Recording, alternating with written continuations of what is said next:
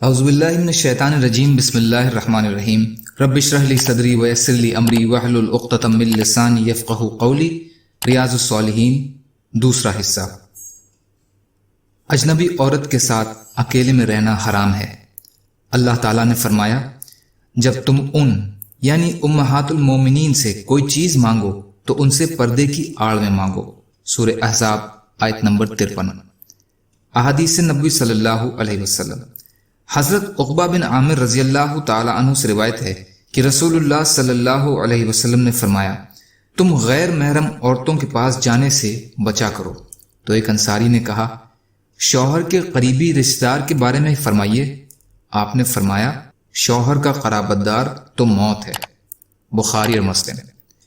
حموا اس کے معنی ہیں شوہر کا قریبی رشتہ دار، جیسے اس کا بھائی، بیوی کا دیور اور جیٹ، اس کا بھتیجا اور اس کا چچا زاد۔ فائدہ، اس میں پردے کی بابت ایک بڑی ہی اہم بات بیان کی گئی ہے جس سے مسلمانوں کی ایک بہت بڑی جماعت غافل ہے، اور وہ یہ ہے کہ عورت کے لیے اپنے شوہر کے سگے بھائیوں اور چچا زاد وغیرہ بھائیوں سے بھی پردہ کرنا ضروری ہے، کیونکہ قریبی ہونے کی وجہ سے ان کا گھروں میں ہر وقت آنا جانا لگا رہتا ہے اور اکیلے ملنے کے بے شمار موقع ان کو مل جاتے ہیں۔ اس لیے دوسروں کے مقابلے ان کے ساتھ فتنے میں مبتلا ہونے کا بہت زیادہ امکان ہے، اس لیے انہیں موت سے تعبیر کیا گیا ہے، یعنی وہ دینی حساب سے ہلاکت کا باعث ہیں۔ یہ مطلب ہے کہ اس کا انجام موت ہے اگر وہ دونوں غلطی کر بیٹھے، کیونکہ اسلامی حکومت میں اس کی سزا رجم ہے۔ ہلاکت کی ایک صورت یہ بھی ہو سکتی ہے کہ شوہر کو اگر بیوی پر کسی اور کے ساتھ جان پہچان کا شک ہو جائے تو وہ غیرت میں آ کر اسے مار دے یا طلاق دے دے۔ طلاق سے بھی اس کی زندگی اجیرن ہو جائے گی۔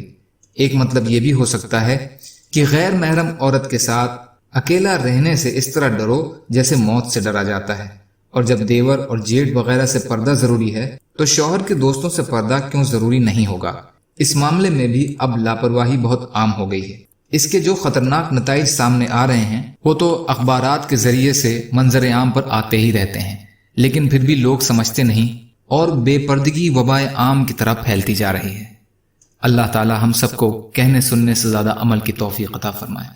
یا اللہ سچی توبہ کی توفیق عطا فرما دیجئے۔ یا اللہ مظلوموں کی مدد فرمائیے۔ یا اللہ ہم سب کو اپنی استعداد کے بقدر اپنا حق ادا کرنے والا بنائیے۔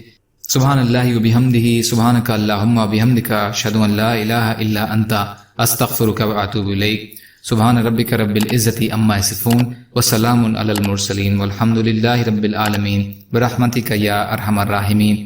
لا الہ الا اللہ محمد رسول اللہ۔ والسلام علیکم۔